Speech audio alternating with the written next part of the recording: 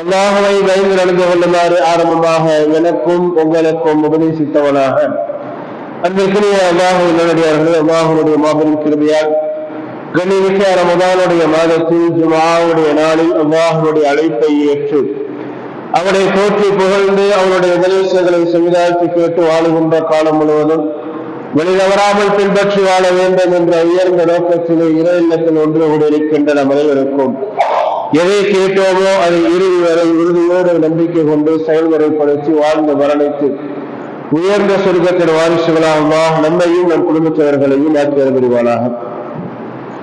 அன்பிற்குரியவர்களே, அல்லாஹ்வுடைய மாபெரும் கிருபையால் கண்ணியமிக்க ரமதானுடைய மாதத்தில் நாம் அடைந்தோம். அவனுடைய இறுதி நாட்களிலே நாம் எல்லாம் இருந்து கொண்டிருக்கிறோம். இன்னும் ஓரிரு நாட்களிலே நம்மை விட்டும் இந்த ரமதானுடைய மாதம் விடைபெற்று செல்லக்கூடியதாக இருக்கின்றது. என்னதான் இந்த ரமதானுடைய மாதம் நம்மை விட்டும் விடைபெற்று செல்லக்கூடியதாக இருந்தாலும் கூட இந்த ரமதானுடைய மாதங்களில் நாம் நம்முடைய வாழ்க்கை முறைகளை எவ்வாறு அமைத்துக் கொண்டோமோ, இபாதத்துகளை எவ்வாறு சிறப்பித்தோமோ, நன்மையான காரியங்களில் எவ்வாறு அதிகம் ஈடுபட்டோமோ, இந்த அனைத்து காரியங்களையும் நம்முடைய வாழ்க்கையிலே எல்லா நிலைகளிலும் எல்லா காலங்களிலும் செய்யக்கூடிய பாக்கியத்தினை அல்லாஹ் ரப்பல் ஆலமீன் நம் அனைவர்களுக்கும் தர வேண்டும். அந்த அடிப்படையிலே ரமதானுடைய மாதத்தில் நாம் எவ்வாறு இருந்தோம், இந்த ரமதானுடைய மாதத்தில் நம்முடைய வாழ்க்கையில் ஏற்பட்ட மாற்றங்கள் என்ன, 7 மாதங்களில் நாம் எவ்வாறு நம்முடைய வாழ்க்கை முறைகளை அமைத்துக் கொள்ள வேண்டும் என்பதை குறித்தான சில அடிப்படையான விஷயங்களை மீண்டும் ஒரு முறை நினைவூட்டுதலாக நாம் பார்க்க கடமைப்பட்டிருக்கிறோம். அன்பிற்குரியவர்களே, அல்லாஹ் ரப்பல் ஆலமீன் அருமறையாம் குர்ஆனிலே குத்திப அலைக்கும் ஸியாம் கமா குத்திப அலல் லதீன மின் கப்லிக்கும் லஅல்லக்கும் தத்தகூன், உங்களுக்கு முன்பு இருந்தவர்கள் மீது நோன்பு கடமையாக்கப்பட்டதை போன்று உங்கள் மீதும் நோன்பு கடமையாக்கப்பட்டிருக்கிறது. லஅல்லக்கும் தத்தகூன், அந்த நோன்பினுடைய நோக்கம் என்ன என்பதை அல்லாஹ் ரப்பல் ஆலமீன் சொல்லி காட்டும் பொழுது, நீங்கள் அல்லாஹ்வை பயந்து வாழக்கூடியவர்களாக, இறை அச்சம் உள்ளவர்களாக மாற வேண்டும் என்பதற்காக வேண்டித்தான் இந்த நோன்பை அல்லாஹ் நம் மீது கடமையாக்கி இருக்கிறார். ஆக ஒரு மனிதனுடைய வாழ்க்கையிலே இந்த நோன்பு ஏற்படுத்தக்கூடிய மாற்றம் தாக்கம் என்னவென்று சொன்னால், அவருடைய வாழ்க்கையை இறை அச்சம் உள்ளதாக அல்லாஹ்வை பயந்து வாழக்கூடிய ஒரு வாழ்க்கை முறையை இந்த ரமதானுடைய மாதம் நமக்கு கற்றுத்தரக்கூடியதாக இருக்கிறது.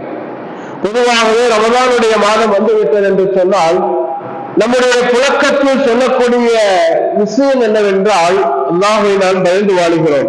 என்ன காரணம், எப்படி நம்மிடத்தில் இறையச்சம் வந்தது, அல்லாஹ்வை எதிலெல்லாம் நாம் பயந்து வாழ்ந்தோம் என்பதை பற்றி சொல்லி காட்டும் பொழுது, வெயிலுடைய காலம், கடுமையான பசி இருந்தாலும் உணவு இருக்கிறது, உண்ப யாரும் இல்லை என்று சொன்னாலும் நாம் உணவு உண்ணுவது கிடையாது.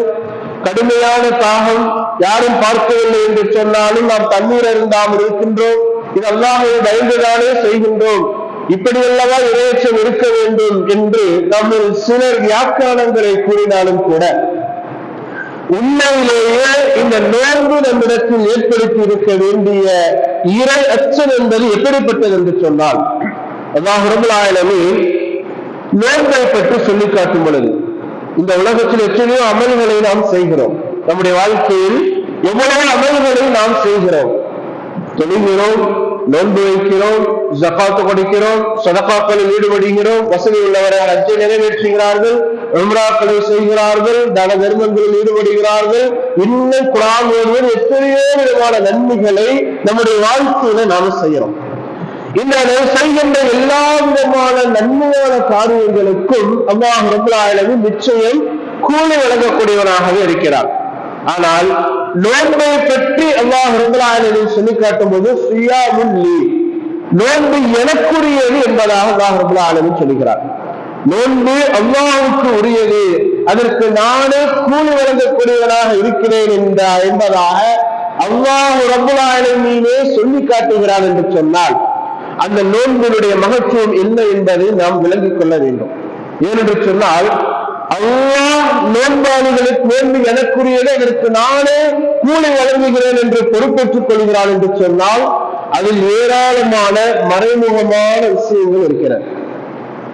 இதை மக்கள் பார்க்கும் பொழுது ஒரு நோன்பு வச்சிருக்காப்பா, 5 வேளை தொழுகிறான், இவன் நல்ல முறையில இருக்கிறான், நன்மையான காரியங்களை செய்யறான் என்று பார்க்கின்ற வெளிப்படையான பார்வைக்கு நாம் நோன்பு வைத்தவர்களை போன்று, நோன்புடைய காலத்தில் தொழுபவர்களை போன்று, நோன்புடைய காலத்தில் குர்ஆனை ஓதியவர்களை போன்று வேண்டுமானாலும் நம்முடைய வாழ்க்கை மேலோட்டமாக இருக்கலாம்.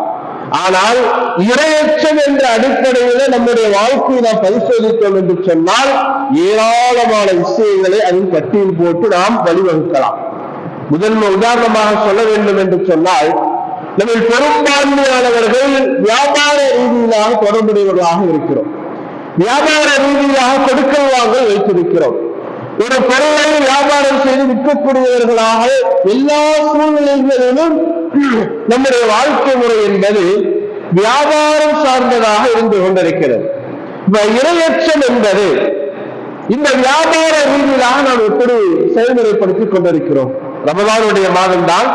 இந்த ரமலானுடைய மாதத்திலே வியாபார ரீதியிலாக இந்த இறையச்சத்தை ஒப்பிட்டு பார்க்கும் பொழுது நம்முடைய வியாபாரங்களில் யாரையாவது ஏமாற்றி ஏதாவது ஒரு பொருளை நாம் விற்றிருக்கிறோமா,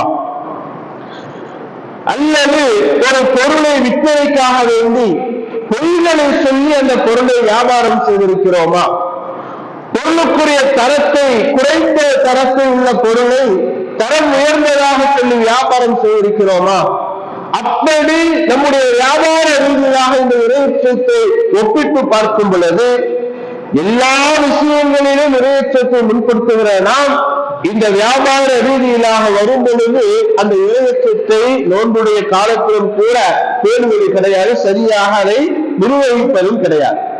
நான் இறையச்சம் உள்ளவர்கள் என்று எதன் அடிப்படையில் சொல்ல முடியும்? சிந்தித்து பாருங்கள்.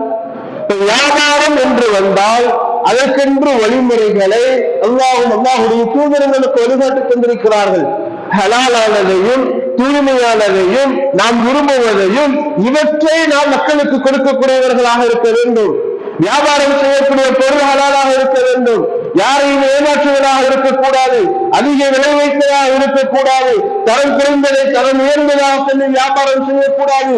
இப்படி வியாபார ரீதியிலாக பார்க்கும் பொழுது உண்மையில் நான் இந்த நோன்பு என்பது நம்மிடத்தில் இறையச்சத்தின் ஒரு அடையாளமாக இருக்கின்றது என்று சொன்னால், வியாபார ரீதியிலாக கூட கொடுக்கல் வாங்கல் வைத்துக் கொள்ளும் பொழுது கூட இந்த இறையச்சத்தை நாம் பேணக்கூடியவர்களாக, அதில் அல்லாஹ்வை பயந்து கொள்ளக்கூடியவர்களாக, பொய் சொல்லாதவர்களாக, ஏமாற்றாதவர்களாக, விலை உயர்ந்த தரத்தை விலை குறைந்த பொருட்களை விலை உயர்த்தி கொடுப்பது கூட எந்த விதமான செயல்பாடுகளிலும் நாம் ஈடுபட்டு இருக்கக்கூடாது.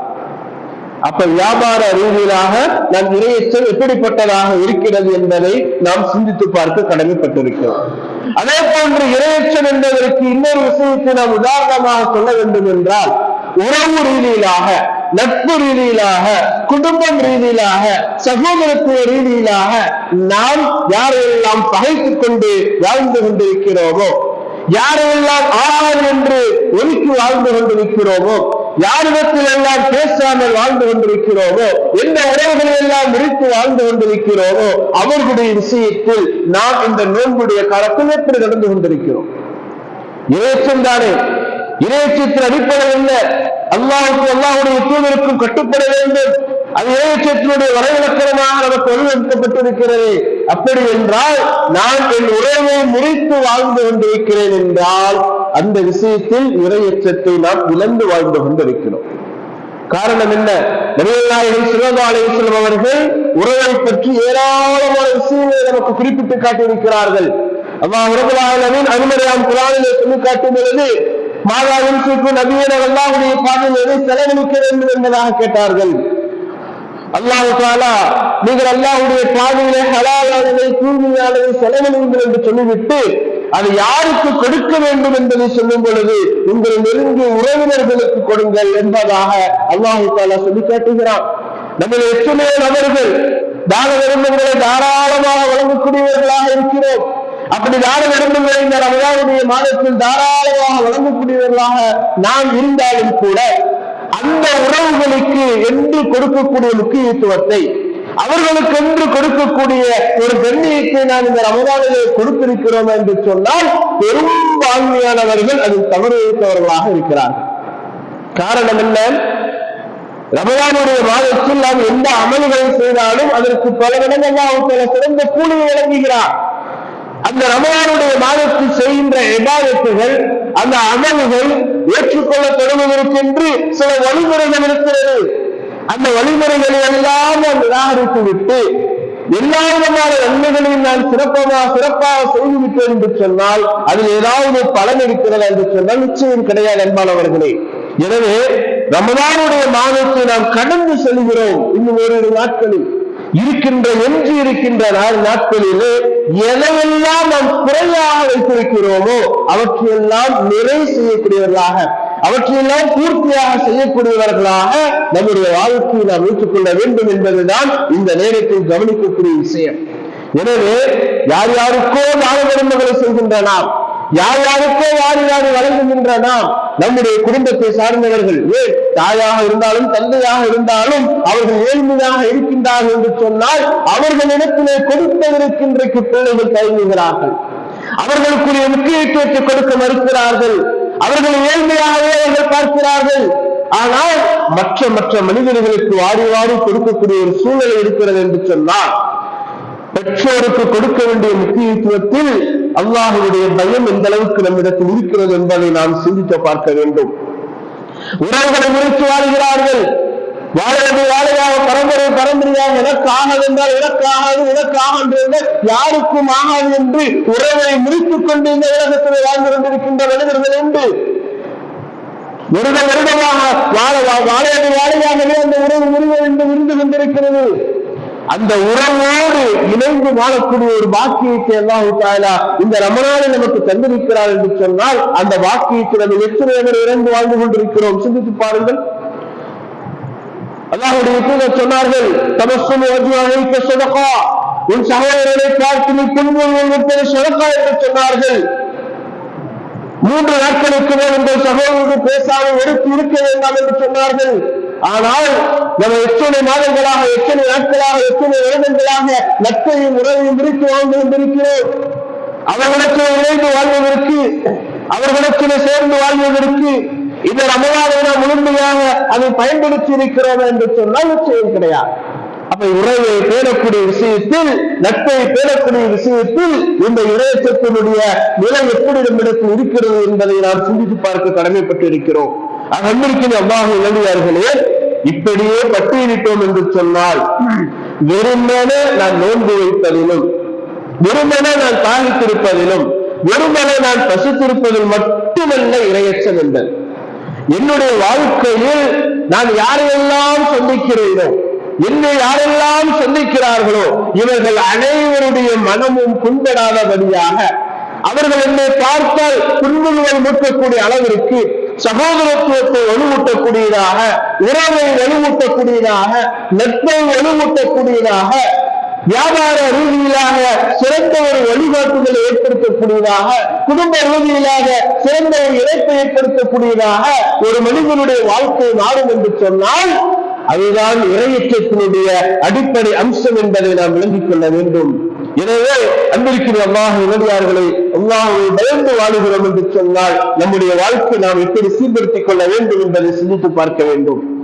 சரி, குடும்பம் ரீதியாக, உறவு ரீதியாக, வியாபாரம் ரீதியாக எப்படி என்று சொன்னால் இபாதத் ரீதியிலாக இந்த ரமலானுடைய மாதத்திலே நம்முடைய வாழ்க்கையை நாம் எப்படி அமைத்துக் கொண்டோம், இதற்கு பிறகும் இதற்கு முன்னாலும் எப்படி இருந்தது என்பதையும் ஒரு தினம் நாம் சிந்தித்து பார்த்து கடமைப்பட்டிருக்கிறோம்.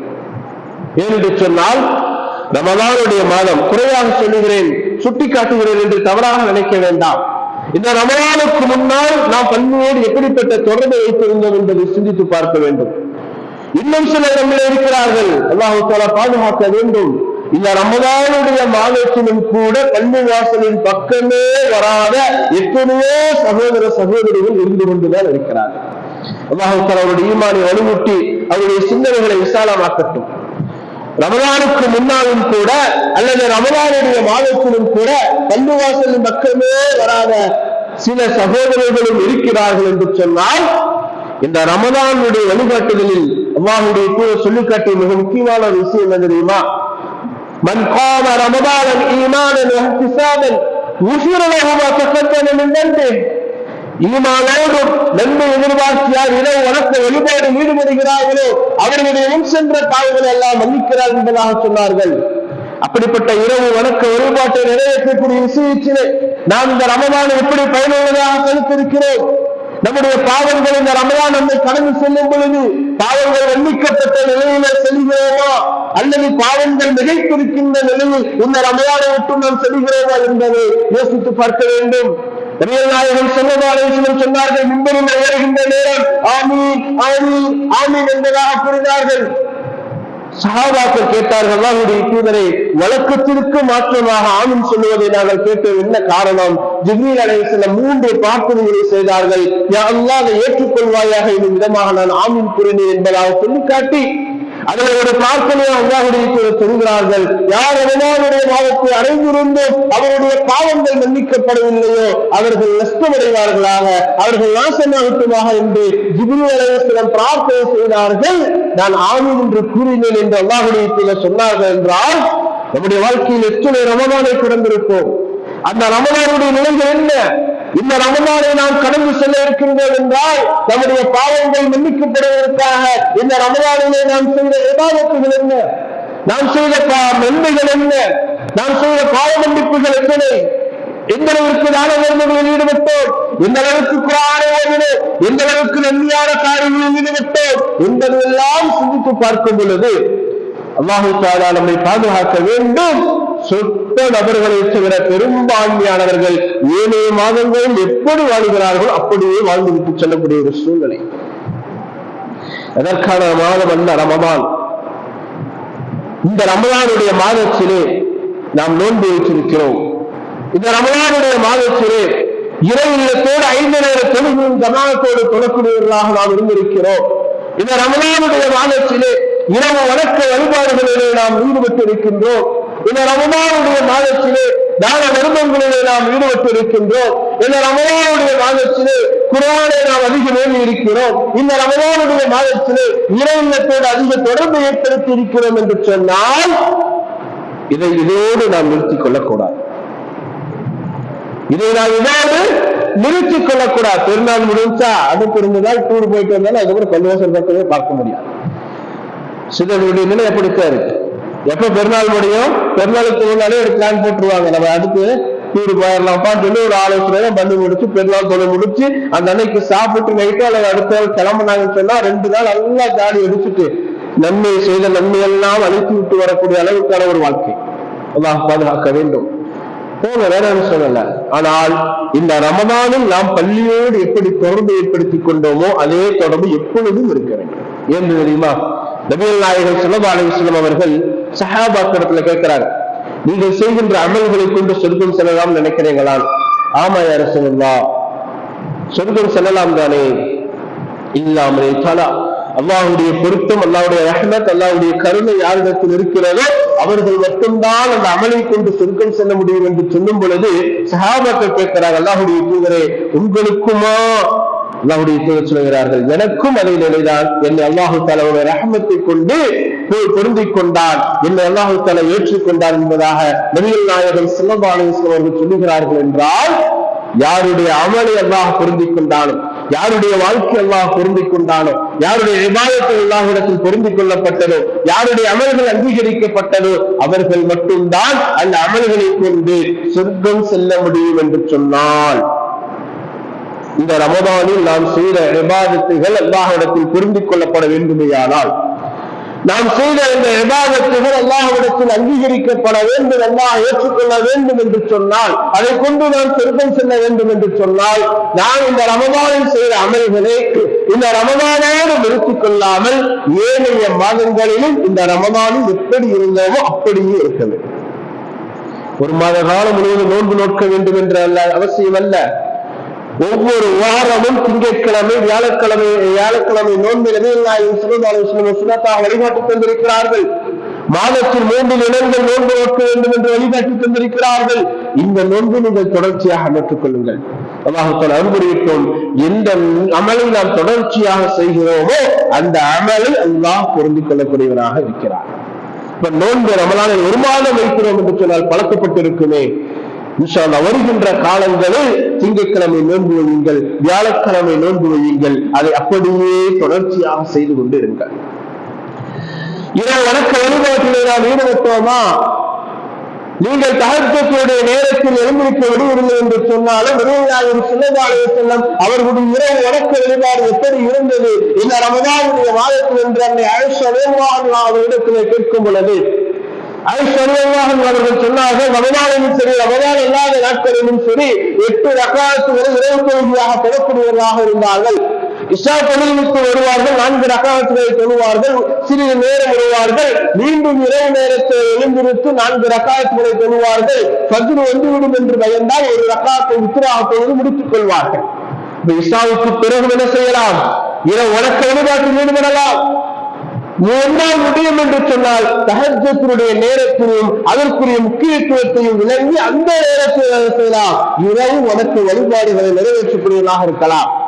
இன்னும் ஒரேடியாக 8 ரக்அத் முடியாது, 4 ரக்அத் முடியாது என்று இல்லை, 2 ரக்அத்துகளாக தொழுங்கள் அல்லது 2 ரக்அத் 4 ரக்அத்துகளாக தொழுங்கள். எவ்வளவு உங்களால் தொழ முடியுமோ அவ்வளவு தொழுகையை இரவு வணக்க வழிபாடாக நிர்ணயித்து அந்த இரவு வணக்க வழிபாடுகளை 7 மாதங்களிலும் நீங்கள் தொடர்ச்சியாக தொழுது வந்தால் இந்த மாதத்தில் செய்த அமல்களை அல்லாஹ் பொருந்திக் கொள்வார். அதுதான் வழிகாட்டுதல். எந்த ஒரு அமலை நாம் தொடர்ந்து செய்கிறோமோ அந்த அமலை அல்லாஹ் அங்கீகரிக்கிறான், ஏற்றுக்கொள்கிறான். குர்ஆனை நாம் ஓதி வந்தோமா? அல்ஹம்துலில்லாஹ், நம்ம பெரும்பான்மையானவர்கள் இந்த ரமதானில் ஒரு முறை அல்லது 2 முறை குர்ஆனை முடித்திருப்பார்கள் ஓதி. அல்லது கடைசி 10 நாட்களில் குர்ஆனை ஒரு குர்ஆன் முழுவதுமாக முடிக்கக்கூடியவர்கள் என்ன இருக்கிறார்கள்? அவருக்கு அறிவுரையட்டும். இந்த ரமதானில் மட்டும் ஓதுவதற்குரிய நல்ல குர்ஆன் ஒவ்வொரு நாளும் ஓத வேண்டியது, ஒவ்வொரு மாதமும் ஓத வேண்டியது. நம்முடைய வீடுகளில் குர்ஆனுடைய சத்தங்கள் எப்பொழுதும் கேட்டுக்கொண்டே இருக்க வேண்டும். நபிகள் நாயகம் ஸல்லல்லாஹு அலைஹி வஸல்லம் சொன்னார்கள், லா தஜஅல் புயூதக்கும் மகாபிரா, உங்கள் வீடுகளை நீங்கள் கபர்களாக ஆக்கி விடாதீர்கள். என்ன காரணம்? எப்படி கபராக மாறும்? கபர்களிலே குர்ஆன் ஓதப்படுவது கிடையாது, அடக்க ஸ்தலங்களில் குர்ஆன் ஓதப்படுவது கிடையாது. உங்கள் வீடுகளில் குர்ஆன் ஓதப்படவில்லை என்று சொன்னால் அது மையவாடிக்கு, கபர்ஸ்தானுக்கு, அடக்கஸ்தலுக்கு சமமான என்றால் கூறினார்களே.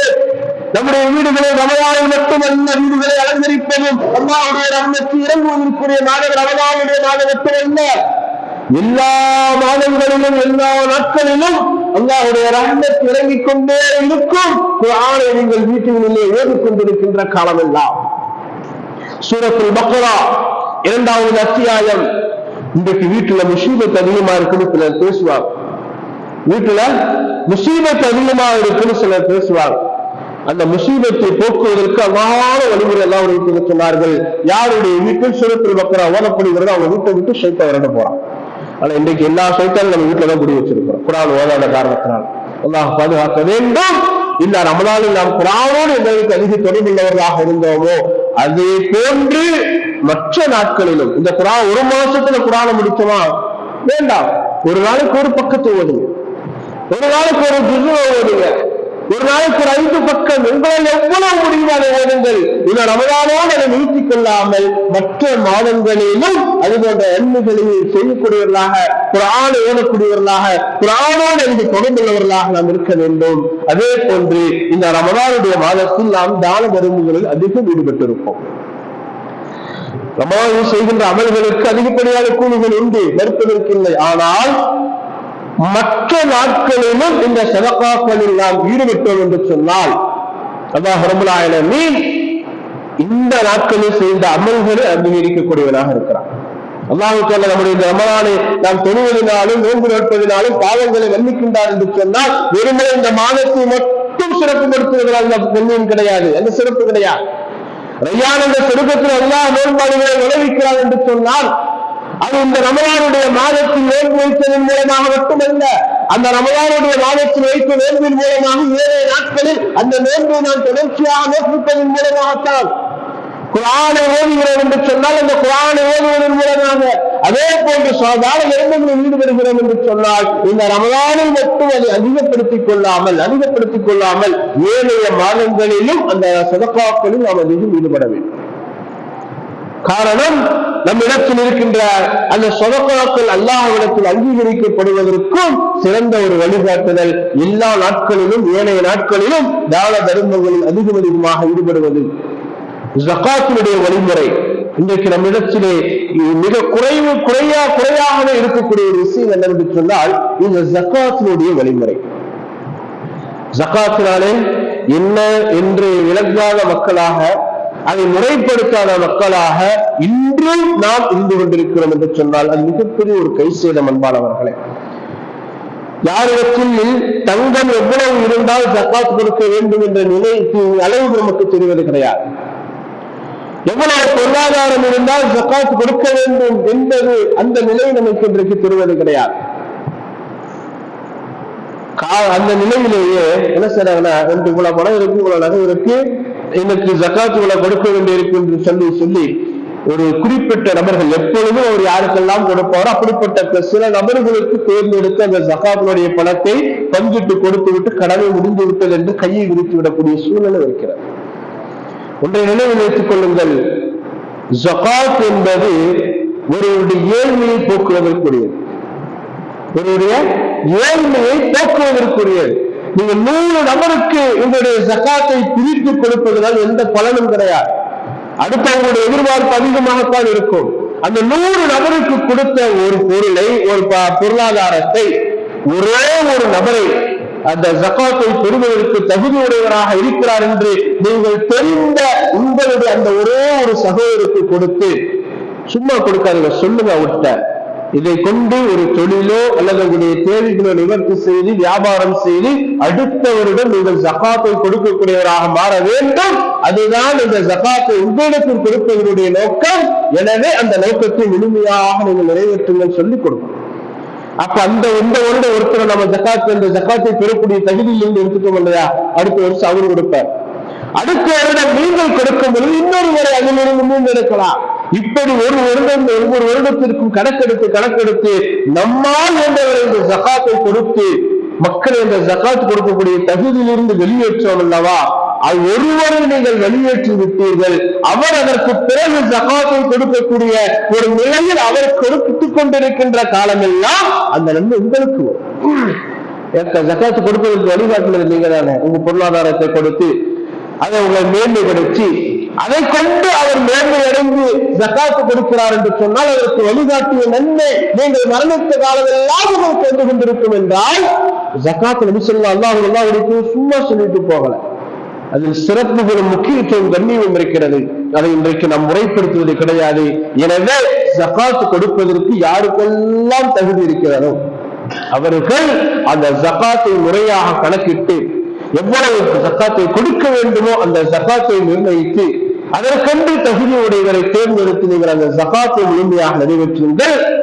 இந்த ஜகாத்தை நிறைவேற்றுவதும் கூட ரமலானில் தான் பெரும்பான்மையானவர்கள் செய்கிறார்கள். அதிகப்படியான நன்மை கிடைக்க வேண்டும் என்பதற்காக அந்த ஜகாத்தையும் ரமலான் அல்லாத ஏனைய மாதங்களிலும் நாம் கொடுக்கலாம்.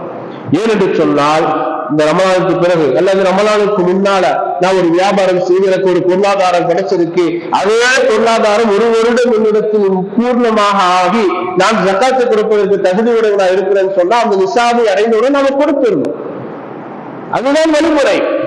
ஒரு வருடம் பூர்த்தியான அந்த நேரத்தை கொடுத்து விட வேண்டும் என்பதுதான் அதற்கான வழிகாட்டுதல். ரமலான் வரும் அப்ப கொடுத்துக்கலாம் என்று வச்சிருந்தோம். மனிதனுக்கு மரணம் எப்பொழுது வரும் என்று தெரியாது. அப்பொழுது அந்த கடமையை நிறைவேற்றாமலேயே மரணித்த ஒரு நிலைவு நமக்கு ஏற்படுமா? அன்பிற்கின் அல்லாஹ்வுடையார்களே, அல்லாஹ்வுக்கு நமக்கு கொடுத்திருக்கின்ற மிகப்பெரிய ஒரு பாக்கியம் இந்த ரமலான். இந்த ரமலானிலே நாம் எவ்வாறு இறையெண்ணத்தோடு அதிகமான தொடர்பு ஏற்படுத்திக் கொண்டோமோ, இபாதத்தில் அதிகம் ஈடுபட்டோமோ, நன்மையான காரியங்கள் அதிகம் ஈடுபட்டோமோ, இந்த எல்லா நன்மைகளையும் இந்த ரமலானோடு மூட்டை கட்டி வைத்து விடாமல் செய்த அமல்களில் முடிந்த அளவிற்கான அமல்களை மற்ற மாதங்களில் நீங்கள் செய்யுங்கள். நம்முடைய அமல்களை அல்லாஹ் தஆலா ஏற்றுக்கொள்ள, பொருந்திக் கொள்ள, அதன் மூலம் சொர்க்கம் செல்வதற்கு அல்லாஹ் தஆலா போதுமானவனாக இருக்கிறான். அஸ்ஸலாமு அலைக்கும்.